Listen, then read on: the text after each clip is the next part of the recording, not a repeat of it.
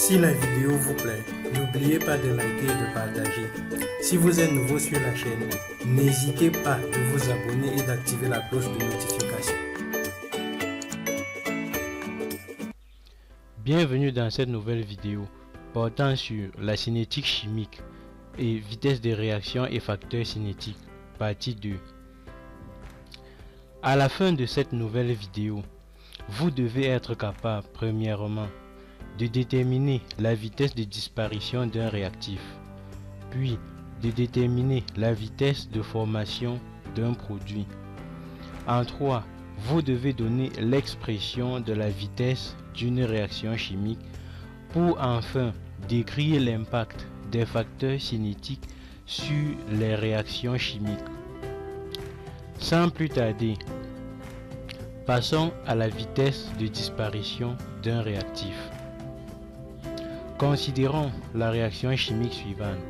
OR1 plus PR2 qui donne QP1 plus RP2 avec R1 et R2 qui sont des réactifs, P1 et P2 qui sont des produits et O, P, Q et R qui sont respectivement les coefficients stoichiométriques des réactifs R1, R2 et des produits P1 et P2. La vitesse de disparition du réactif R1 est donc donnée par la formule V de R1 égale à moins la variation ou la dérivée de la concentration du réactif 1R1 par rapport au temps. La vitesse de formation du produit P1 est donnée par la formule V de P1 égale à la variation de la concentration de P1 par rapport au temps. Ceci est pareil pour les réactifs R2 et produits R2. Ainsi, nous pouvons déduire l'expression de la vitesse d'une réaction. Celle-ci est donnée par la formule V égale à moins 1 sur O, dérivée de R1 par rapport au temps, qui est égal à moins 1 sur P, dérivée de R2 par rapport au temps, qui est égal à 1 sur Q, dérivée de P1 par rapport au temps, et enfin égal à 1 sur R, dérivée de P2 par rapport au temps. On peut donc déduire de ceci que moins 1 sur O, dérivée de R1 par rapport au temps, est égal à 1 sur Q dérivé de P1 par rapport au temps. Nous remarquons donc dans cette expression que moins dérivé de R1 par rapport au temps ici représente la vitesse de disparition du réactif R1. C'est pourquoi nous écrivons par la suite V de R1 divisé par O, O étant le coefficient stoichiométrique. Nous remarquons aussi que D de P1 sur D de T ici représente la vitesse de formation du produit P1. C'est la raison pour laquelle vous voyez marqué la V de P1 sur P. Donc on peut donc conclure que la vitesse de disparition d'un réactif divisé par son coefficient stoichiométrique est égale à la vitesse de formation d'un produit de la même réaction divisé par son coefficient stoichiométrique.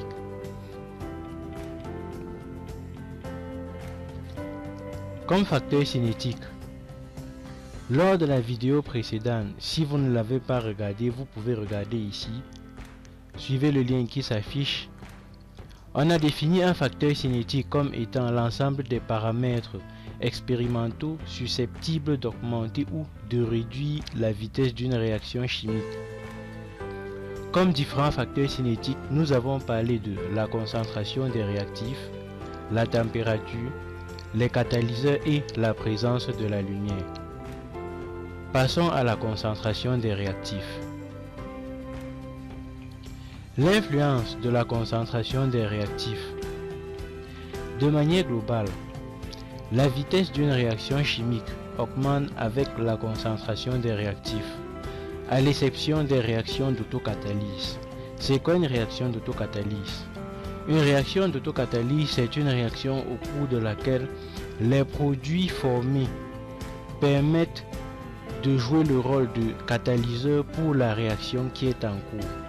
Donc, ceux-ci permettent que l'accélération de la réaction augmente au fur et à mesure que le produit se forme.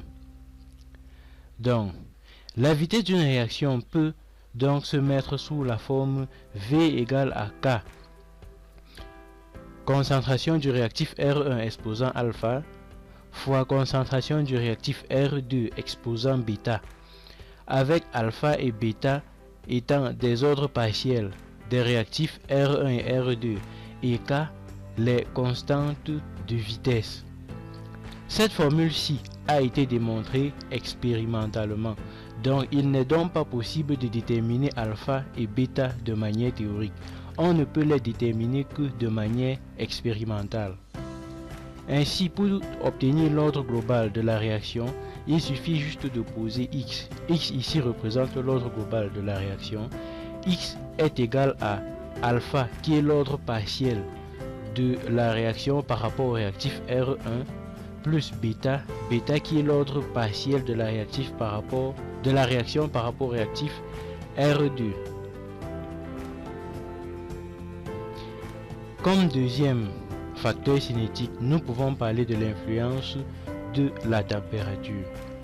En se basant sur la loi d'Arrhenius qui est K égale à A exponentielle moins EA sur RT, avec K égale la constante de vitesse, A égale le facteur de fréquence, EA étant l'énergie d'activation, R la constante des gaz parfaits qui peut prendre la valeur 8,314 si l'énergie d'activation est en joules et 1,98 si l'énergie d'activation est en calories.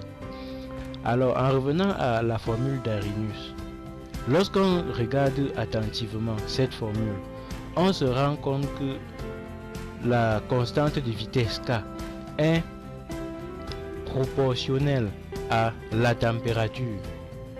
Qu'est-ce que cela voudrait dire? Au fur et à mesure que la température augmente, la constante de vitesse augmente. Or, nous avons vu précédemment que la vitesse d'une réaction chimique pouvait se mettre sous la forme V égale à K, concentration du réactif R1 exposant alpha, fois concentration du réactif R2 exposant bêta. Ce qui voudrait dire que plus K va augmenter, plus la vitesse de la réaction augmente. Or, nous voyons que K augmente avec la température du milieu réactionnel. Par conséquent, l'augmentation de la température permet d'augmenter la vitesse de la réaction. Comme autre facteur cinétique, en se basant sur la formule d'Arrhenius que nous avons vue précédemment, c'est-à-dire la formule K égale à A exponentielle moins EA sur RT, si on applique à cette formule-là un logarithme décimal, on obtient donc ln de K égale à moins EA, qui est l'énergie d'activation divisée par la constante des gaz parfaits R, fois 1 divisé par la température plus ln de A. Lorsque l'on observe ceci, on se rend compte que si l'on trace la courbe ln de K en fonction de l'inverse de la température, on obtient une droite de pente moins EA sur R et d'ordonner à l'origine ln de A0. Si la vidéo vous plaît, n'oubliez pas de liker et de partager.